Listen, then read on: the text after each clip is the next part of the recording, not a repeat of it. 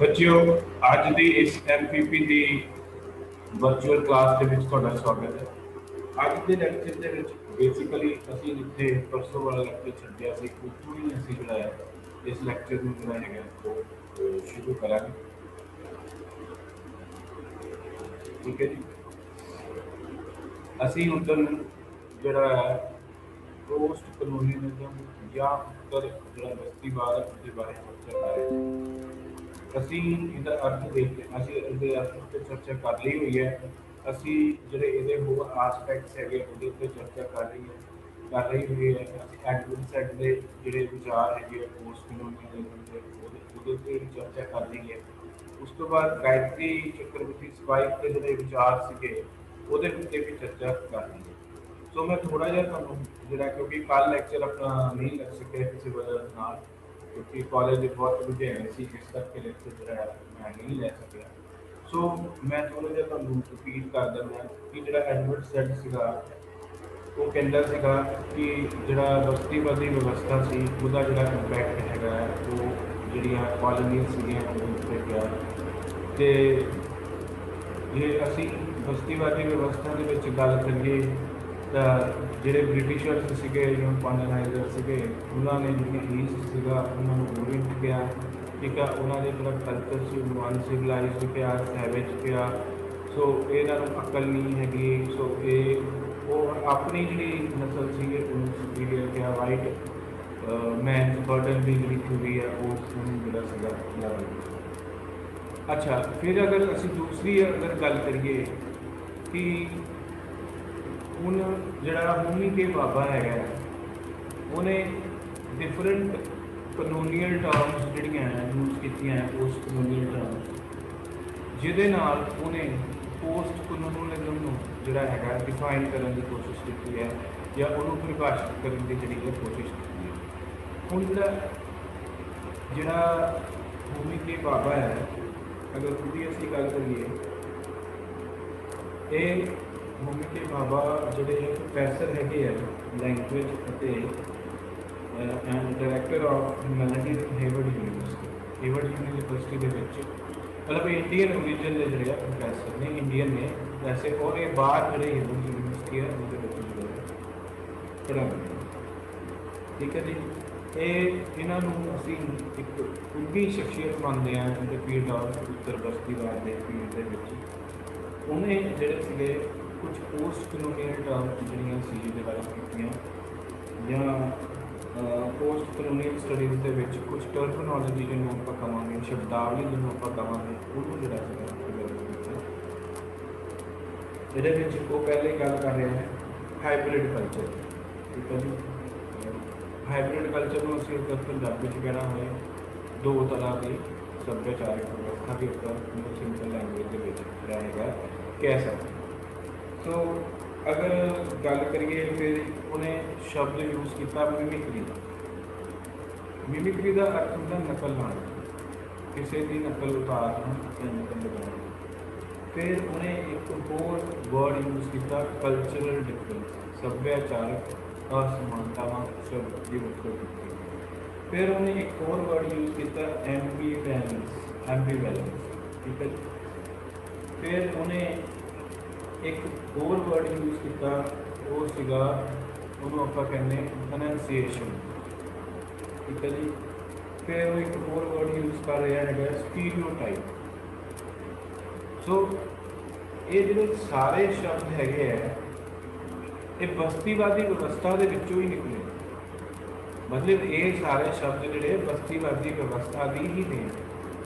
हम जो होमी के बाबा मिमिक्री की गल करता, मिमिक्री का मतलब ना नकल। मैं तो उधर भी दसिया असी जड़ियाँ वैस्ट दियाँ चीज़ां नहीं उन्होंने असी जी है नकल करी जाए, उन्होंने असी जो है इंपॉर्टेंस देनी है। तुसी अगर अजकल जे आप यूथ की गल करिए तो अजकल का यूथ जोड़ा है पहरावा भी वैस्टर्न पा रहे। ठीक है, खान पीन दी आदत भी वो वैस्टर्न जंक फूड खा रहा, बर्गर खा रहा, पिज्जे खा रहा, चीज़ा खा रहा। फिर अगर असी गल करिए अपनी फिल्मों की गल कर लीए, अपने संगीत की गल कर लीए, जो अजकल गाने बन रहे हैं ना, कुछ जो चीज़ा बन रही हैं वो उत्ते भी जोड़ा वैसटर्न कल्चर है वह इन्फ्लुएंस है। सो मिमिक्री होंगे नकल लाना, असं नकल कर रहे हैं, ये नहीं कि असी ही नकल कर रहे हैं। हम हाइब्रिड कल्चर की है जो दो कल्चर आपस के मिक्स नहीं है। Mixing of two culture is called hybrid culture. Hybrid मतलब दो दो जो एक पॉइंट से आके दो कल्चर मिलते हैं और वो एक होर उन्हें टर्म जी है एनंसीएशन की है कल्चरल डिफरेंस। हूँ जो असी ईस्टर्न कल्चर की गल करिए और वैसटर्न कल्चर की गल करिए, ये दोनों कल्चर दियाँ अगर असी समानतावां ते असमानतावां कढीए के आधार से अगर इन्हों का कंपैरिजन करिए, तुलना करिए, तो उस तो ये गल जी हैगी है स्पष्ट होंगी है कि जो दोनों कल्चर है वो आपस के जोड़ा है मेल नहीं खाते। फिर भी असी लोग की है, असी लोग एज इट इज़ वैसट को कॉपी कर रहे हैं। जोड़े ईस्ट के लोग है जोड़िया कॉलोनीज किसी टाइम पे वो एज इट इज़ कल्चर में कॉपी कर रहे हैं, जबकि वो लोग भी साढ़े जोड़ा सभ्याचार है वो तो कुछ चीज़ा ने मतलब कि लै रहे हैं, जिदा योग सीख रहे हैं, साधना सीख रहे हैं, मतलब वो चंगिया आदत साढ़े तो लै रहे तो असी उन्होंने तो जोड़िया बुरिया आदत जोड़िया बुरिया आदतों जो है ग्रहण कर। सो ये दो टर्म हूँ असी एक होर टर्म हैगी है जिन्होंने आप कहने हैं एम्बीवैलेंस। वो कहता है idea of ambivalence is culture consisting of opposition perception and dimension of colonial discourses की क्या मतलब है। वो कहता है एम्बीवैलेंस के विच की है, एम्बीवैलेंस के विच असी दो अपोजिंग मतलब दो जो डिफरेंट कल्चर है जो दो डिफरेंट मतलब सभ्याचार है उन्होंने असी गल जी करते हैं कि कलोनीयल डिस्कोर्स बस्तीवादी व्यवस्था के that which is characteristic by invention and mastery, that displacement and fantasy of colonizer is ambient। मतलब असी सभ्याचारक तौर पर जोड़ा है वो जिहड़ियां बस्तीवादी व्यवस्था दे विच सभ्याचार नूं असी अपोजिंग जिहड़े दो कल्चर हैगे आ उन्हां नूं असी उन्हां उत्ते मास्टरी करने की कोशिश कर रहे हैं। ठीक है जी, उन्हां उत्ते प्राप्ति करने की जिहड़ी है कोशिश असी कर रहे हैं। ठीक है जी, हुण इत्थे आपां एक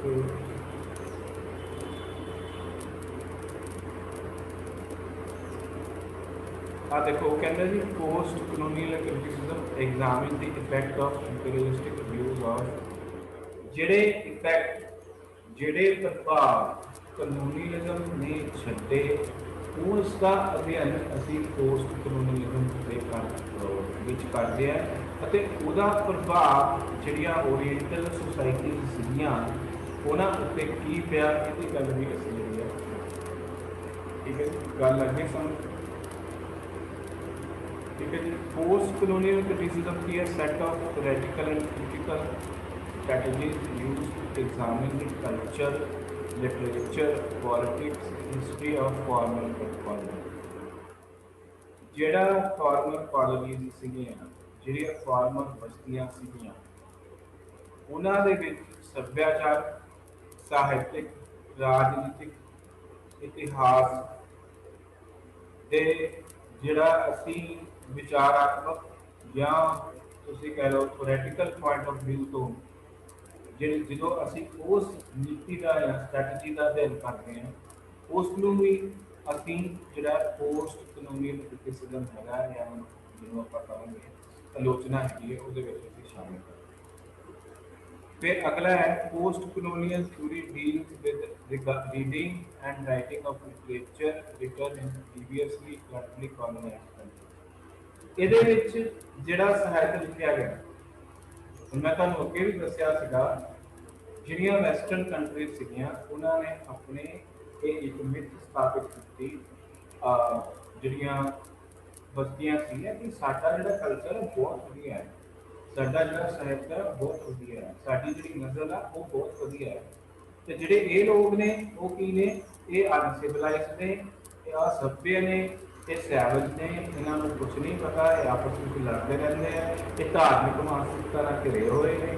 ਸੋ ਇਹ ਗੱਲਾਂ ਜਿਹੜੀਆਂ ਸੀਗੀਆਂ ਇਹ ਬਿਠਾਈਆਂ ਗਈਆਂ ਜਿਹੜੇ ਓਰੀਐਂਟਲ ਸਮਾਜ ਸੀਗੇ ਜਾਂ ਬਸਤੀਵਾਦੀ ਵਿਵਸਥਾਵਾਂ ਦੇ ਵਿੱਚ ਜਿਹੜੇ ਨੇਟਿਵ ਲੋਕ ਸੀ ਉਹਨਾਂ ਦੇ ਮਨ ਦੇ ਵਿੱਚ। ਜਦੋਂ ਉਹਨਾਂ ਨੇ ਇਹਨਾਂ ਦਾ ਲਿਟਰੇਚਰ, ਸਾਹਿਤ, ਸੱਭਿਆਚਾਰ ਜਾਂ ਹੋਰ ਚੀਜ਼ਾਂ ਨੂੰ ਆਪਣੀ ਲੈਂਗੁਏਜ ਦੇ ਵਿੱਚ ਟ੍ਰਾਂਸਲੇਟ ਕਰਕੇ ਪੜ੍ਹਿਆ ਤਾਂ ਉਹਨਾਂ ਨੂੰ ਇਹ ਲੱਗਿਆ ਕਿ ਵੀ ਇਹਨਾਂ ਦਾ ਕਲਚਰ ਤਾਂ ਬਹੁਤ ਵਧੀਆ, ਇਹਨਾਂ ਦਾ ਕਲਚਰ ਤਾਂ ਬਹੁਤ ਹੀ ਵਧੀਆ ਚੀਜ਼ ਹੈਗੀ ਹੈ। ਸੋ ਉਹਨਾਂ ਨੇ ਫਿਰ ਇਹ ਜਿਹੜੀ ਸੀਗੀ ਮਿੱਥ ਉਠਾ ਦਿੱਤੀ ਸੀ। ਸੋ ਇਸ ਚੀਜ਼ ਦਾ ਅਧਿਐਨ ਵੀ ਅਸੀਂ ਪੋਸਟ ਕਲੋਨੀਅਲ ਥਿਊਰੀ ਦੇ ਵਿੱਚ ਕਰਦੇ ਹਾਂ, ਇਸ ਚੀਜ਼ ਦਾ ਖੰਡਨ ਵੀ ਅਸੀਂ ਜਿਹੜਾ ਹੈ ਪੋਸਟ ਕਲੋਨੀਅਲ ਥਿਊਰੀ ਦੇ ਵਿੱਚ ਅਸੀਂ ਕਰਦੇ ਹਾਂ। ਅਗਲੀ ਸਲਾਈਡ ਤੇ ਆਪਾਂ ਚੱਲਦੇ ਹਾਂ। Questions the effect of empire races and issues of racialism। ਹੁਣ ਜਿਹੜਾ ਉੱਤਰ ਬਸਤੀਵਾਦ ਹੈ ਉਹ ਨਸਲਵਾਦ ਜਿਹੜਾ ਹੈਗਾ, ਜਿਸ ਨਸਲਵਾਦ ਔਰ ਜਿਹੜੇ ਹੋਰ ਜਿਹੜੇ ਮੁੱਦੇ ਆ ਉਹਨਾਂ ਦੀ ਆਲੋਚਨਾ ਕੀਤੀ। ਠੀਕ ਹੈ, assesses the position of colonial and post colonial subject। ਠੀਕ ਹੈ, offers counter narrative to long tradition। ਤੇ ਇਹਦੇ ਅਗੇਂਸਟ ਜਿਹੜਾ ਪੋਸਟ ਕਲੋਨੀਅਲਿਜ਼ਮ ਹੈਗਾ ਹੈ, ਉੱਤਰ ਬਸਤੀਵਾਦ ਹੈਗਾ, ਉਹ ਆਪਣਾ ਨੈਰੇਟਿਵ ਦਿੰਦਾ, ਆਪਣੀ ਗੱਲ ਕਹਿੰਦਾ ਹੈ ਜਾਂ ਆਪਣੀ ਵਿਵਸਥਾ ਕਹਿੰਦਾ, ਉਹਨੂੰ ਬੇਸ ਬਣਾ ਕੇ ਆਪਣੀ ਜਿਹੜਾ ਹੈ ਵਿਵਸਥਾ ਨੂੰ ਨਸਲਵਾਦ ਨਹੀਂ ਹੋਣਾ ਚਾਹੀਦਾ, ਕਿਸੇ ਵੀ ਤਰ੍ਹਾਂ ਦੀ ਐਕਸਪਲੋਇਟੇਸ਼ਨ ਜਿਹੜੀ ਹੈ ਉਹ ਨਹੀਂ ਹੋਣੀ ਚਾਹੀਦੀ, ਇਹਦੀ ਗੱਲ ਹੈ। ਔਰ ਇੱਕ ਹੋਰ ਵਰਡ ਯੂਜ਼ ਕੀਤਾ ਹੈਗਾ ਗੋਮੀ ਕੇ ਬਾਬਾ ਨੇ, ਉਹ ਹੈਗਾ ਅਨੰਸੀਏਸ਼ਨ। is the act of utterance of expression on culture that takes place in space। ਹੁਣ ਇੱਕ ਆਪਾਂ ਵਰਡ ਯੂਜ਼ ਕਰਦੇ ਹਾਂ ਪ੍ਰੋਨੰਸੀਏਸ਼ਨ। ਜਦੋਂ ਅਸੀਂ ਕਿਸੇ ਲੈਂਗੁਏਜ ਦੇ ਵਿੱਚ ਕਿਸੇ ਵਰਡ ਨੂੰ ਉਚਾਰਨ ਜਿਹਨੂੰ ਆਪਾਂ ਕਹਿੰਦੇ ਹਾਂ, ਉਚਾਰਨ ਇੱਥੇ ਜਦੋਂ ਅਸੀਂ ਉੱਤਰ ਬਸਤੀਵਾਦ ਦੀ ਗੱਲ ਕਰਨੀ ਹੈ, ਬਸਤੀਵਾਦ ਦੀ ਗੱਲ ਕਰਨੀ ਹੈ, ਤਾਂ ਜਿਹੜੇ ਕੰਟਰੀ ਦੇ ਲੋਕ, ਜਿਹੜੇ ਬਸਤੀਆਂ ਸੀਗੀਆਂ, ਜਿਹੜੇ ਨੇਟਿਵ ਪੀਪਲ ਸੀਗੇ, ਜਦੋਂ ਉਹਨਾਂ ਨੂੰ ਉਹਨਾਂ ਦੀ ਭਾਸ਼ਾ ਦਾ ਜਿਹੜਾ ਗਿਆਨ ਹੋ ਜਾਂਦਾ ਸੀ ਜਾਂ ਭਾਸ਼ਾ ਨੂੰ ਜਿਹੜੇ ਲੋਕ ਥੋੜ੍ਹਾ ਬਹੁਤਾ ਜਾਣਦੇ ਸੀ, ਉਹਨਾਂ ਦੁਆਰਾ ਜਿਹੜੀ ਕਹੀ ਗਈ ਗੱਲ ਸੀ ਉਹਨੂੰ ਪ੍ਰੋਨੰਸੀਏਸ਼ਨ ਨਹੀਂ ਕਹਿੰਦੇ, ਕਿਉਂਕਿ ਉਹ ਚੀਜ਼ਾਂ ਨੂੰ ਚੰਗੀ ਤਰ੍ਹਾਂ ਨਾਲ ਜਿਹੜਾ ਉਹਨਾਂ ਦਾ ਉਚਾਰਨ ਨਹੀਂ ਕਰ ਸਕਦੇ। ਸੋ ਉਸ ਨੂੰ ਕੀ ਕਿਹਾ ਜਾਂਦਾ ਸੀ, ਅਟਰੈਂਸ। ਸੋ ਇਸ ਕਰਕੇ ਜਿਹੜਾ ਹੋਮੀ ਕੇ ਬਾਬਾ ਸੀ ਉਹਨੇ ਅਟਰੈਂਸ ਸ਼ਬਦ ਦਾ ਪ੍ਰਯੋਗ ਜਿਹੜਾ ਸੀਗਾ ਆਪਣੇ ਬੁੱਕਸ ਦੇ ਵਿੱਚ ਜਾਂ ਆਪਣੇ ਜਿਹੜੀ ਥਿਊਰੀ ਸੀਗੀ ਉਹਦੇ ਵਿੱਚ। ਅੱਛਾ, ਇੱਕ ਹੋਰ ਉਹਨੇ ਵਰਡ ਯੂਜ਼ ਕੀਤਾ ਹੈਗਾ, ਪੋਸਟ ਕਲੋਨੀਅਲ ਵਰਡ ਯੂਜ਼ ਕੀਤਾ ਹੈ ਜਿਹਨੂੰ ਆਪਾਂ ਕਹਿੰਦੇ ਹਾਂ ਸਟੀਰੀਓਟਾਈਪਿੰਗ। ਉਹ ਕਹਿੰਦਾ ਜੀ stereotyping is the knowledge and identification that oscillates between what already know something that is repeated। हाँ, ਹੁਣ ਸਟੀਰੀਓਟਾਈਪਿੰਗ ਕੀ ਹੈ? ਹੁਣ ਜਿੱਦਾਂ ਮੈਂ ਤੁਹਾਨੂੰ ਪਹਿਲੇ ਦੱਸਿਆ ਕਿ ਉਹਨਾਂ ਨੇ ਪਹਿਲੇ ਜਿਹੜਾ ਨੇਟਿਵ ਲਿਟਰੇਚਰ ਸੀਗਾ ਉਹਨੂੰ ਟ੍ਰਾਂਸਲੇਟ ਕੀਤਾ ਆਪਣੀ ਲੈਂਗੁਏਜ ਦੇ ਵਿੱਚ, ਠੀਕ ਹੈ ਜੀ। ਫਿਰ ਬਾਅਦ ਦੇ ਵਿੱਚ ਜਿਹੜਾ ਸੀਗਾ ਉਹਨੂੰ ਪੜ੍ਹਿਆ ਤਾਂ ਉਹਨਾਂ ਨੂੰ ਇਹ ਲੱਗਿਆ ਕਿ ਇਹਨਾਂ ਦਾ ਕਲਚਰ ਬਹੁਤ ਵਧੀਆ ਹੈ।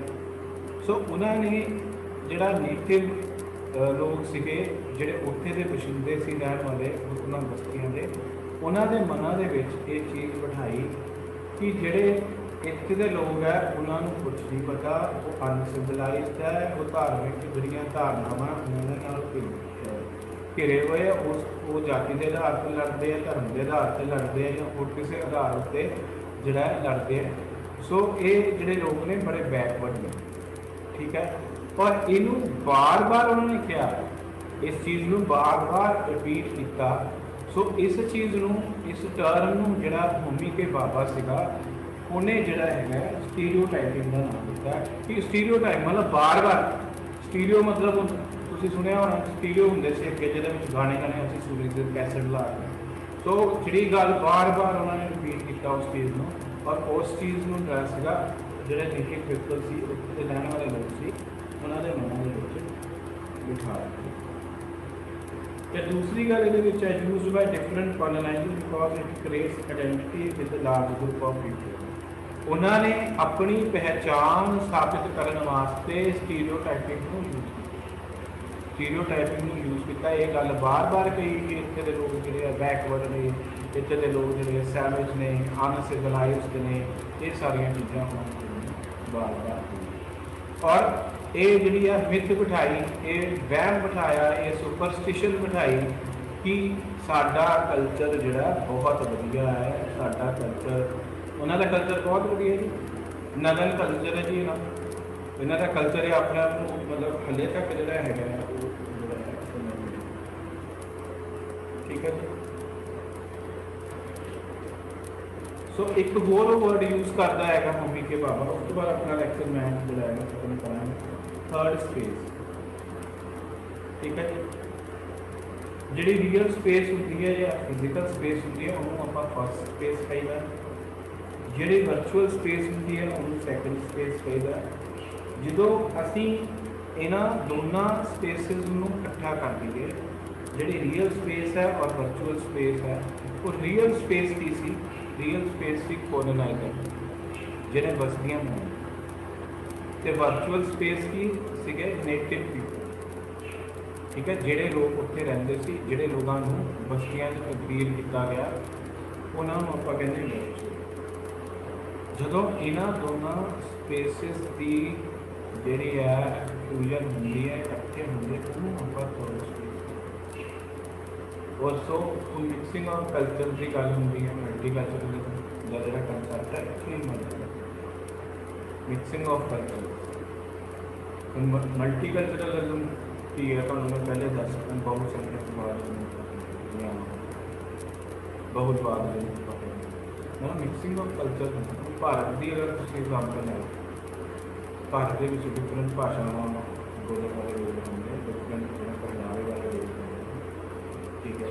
ਜੇ ਅਸੀਂ ਕੈਨੇਡਾ ਦੀ ਗੱਲ ਕਰੀਏ, Canada was also British colony, New Zealand was also British colony, Australia was also British colony, America was also British colony. But America में ਅਸੀਂ इंक्लूड नहीं करांगे क्योंकि अमेरिका बहुत पहले ਅੱਧਾ ਆਜ਼ਾਦ ਹੋ ਗਈ ਸੀ। 18ਵੀਂ ਸ਼ਤਾਬਦੀ ਦੇ ਵਿੱਚ 1876 ਦੇ ਵਿੱਚ ਉਹ ਚਾਰ ਜੁਲਾਈ 1876 ਨੂੰ ਆਜ਼ਾਦ ਹੋ ਗਈ। ਸੋ ਉਹਨੂੰ ਅਸੀਂ ਜਿਹੜਾ ਹੈ ਵਿੱਚ ਜਿਹੜਾ ਹੈ ਜਿਹੜਾ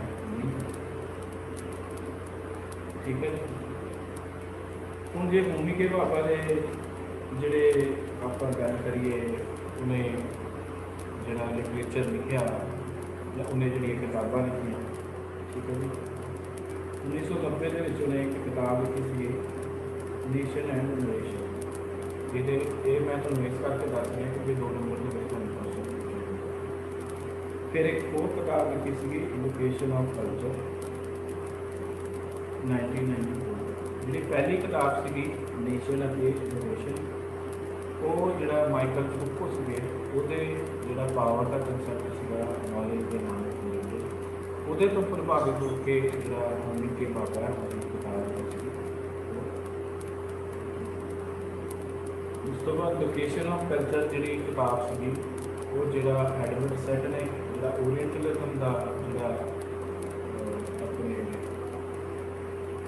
ਕੰਮ ਕੀਤਾ, ਓਰੀਐਂਟਲਿਜ਼ਮ ਦੇ ਉੱਤੇ ਜਾਂ ਓਰੀਐਂਟਲਿਜ਼ਮ ਦੇ ਜਿਹੜੇ ਵਿਚਾਰ ਰੱਖੇ, ਉਹਦੇ ਤੋਂ ਪ੍ਰਭਾਵਿਤ ਹੋ ਕੇ ਫਿਰ ਉਹਨੇ ਇੱਕ ਹੋਰ ਕਿਤਾਬ ਲਿਖੀ ਐਡਵਰਡ, ਠੀਕ ਹੈ, ਸੈਟ, ਉਹ 2005 ਦੇ ਵਿੱਚ ਲਿਖੀ। ਫਿਰ ਉਹਨੇ ਇੱਕ ਲੋਕਤੰਤਰੀ ਵਿਵਸਥਾ ਉੱਤੇ ਜਿਹੜੀ ਸੀ ਕਿਤਾਬ। ਸੋ ਇਹ ਤੁਸੀਂ ਸਾਰਾ ਇਹ ਜਿਹੜੀਆਂ ਕਿਤਾਬਾਂ ਜ਼ਰੂਰ ਜਿਹੜਾ ਹੈ ਯਾਦ ਕਰ ਲਿਓ ਜਾਂ ਲਿਖ ਲਿਓ, ਇਹ 2 ਨੰਬਰ ਵਾਲਾ ਠੀਕ ਹੈ। ਸੋ ਅੱਜ ਦਾ ਲੈਕਚਰ ਇੱਥੇ ਸਮਾਪਤ ਕਰਦਾ। ਇਹਦੇ ਨਾਲ ਇਹ ਟੌਪਿਕ ਵੀ ਖਤਮ ਹੁੰਦਾ। ਤੇ ਕੱਲ੍ਹ ਨੂੰ ਮੈਂ ਜਿਹੜਾ ਤੁਹਾਨੂੰ ਲੈਕਚਰ ਪਾਊਂਗਾ ਉਹ ਪੈਸੀਫਿਜ਼ਮ ਦੇ ਉੱਤੇ ਹੋਏਗਾ। ਉਹ ਲਾਸਟ ਲੈਕਚਰ ਹੋਏਗਾ ਪੈਸੀਫਿਜ਼ਮ ਦੇ ਉੱਤੇ, ਜਿਹੜੇ ਉਹਦੇ ਨਾਲ ਆਸਪੈਕਟਸ ਜਿਹੜੇ ਸਾਡੇ ਕਵਰ ਕਰਨ ਵਾਲੇ ਰਹਿੰਦੇ ਉਹ ਕਰਕੇ ਖਤਮ ਹੋ ਗਏ।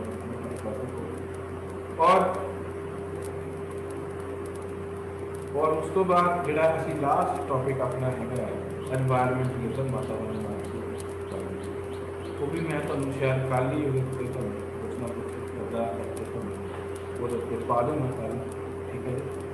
ਔਰ ਸਾਈਮਲਟੇਨੀਅਸਲੀ 2 ਲੈਕਚਰ ਵੀ ਮੈਂ ਕੱਲ੍ਹ ਤੁਹਾਨੂੰ ਜਿਹੜਾ ਪਾ ਸਕਦਾ। ਉਸ ਤੋਂ ਬਾਅਦ ਬਾਏ ਸੈਟਰਡੇ ਔਰ ਸੰਡੇ ਜਿਹੜਾ ਹੈ ਆਪਾਂ 2 ਦਿਨ ਜਿਹੜਾ ਹੈਗੇ ਹੈ ਤੁਹਾਡੀਆਂ ਪ੍ਰੋਬਲਮਸ ਜਿਹੜੀਆਂ ਡਿਸਕਸ ਕਰੂੰਗਾ ਮੈਂ ਕਾਨਫਰੰਸ ਕਾਲ ਨਾਲ, ਠੀਕ ਹੈ ਜੀ। ਇਸ ਲੈਕਚਰ ਨੂੰ ਧਿਆਨ ਨਾਲ ਸੁਣ ਲਿਓ ਤਾਂ ਹੀ ਤੁਹਾਨੂੰ ਪੂਰਾ ਚੈਪਟਰ ਜਿਹੜਾ ਹੈ ਅਤੇ ਮੈਨੂੰ ਮੇਰਾ ਉਮੀਦ ਹੈ ਮੈਨੂੰ ਕਿ ਤੁਹਾਡੀ ਡੇਟ ਸ਼ੀਟ ਜਿਹੜੀ ਹੈ ਉਹ ਆ ਗਈ ਹੋਈ, ਤਾਂ ਅਗਰ ਤੁਹਾਡੀ ਡੇਟ ਸ਼ੀਟ ਆਉਂਦੀ ਹੈ ਤਾਂ ਤੁਹਾਡੇ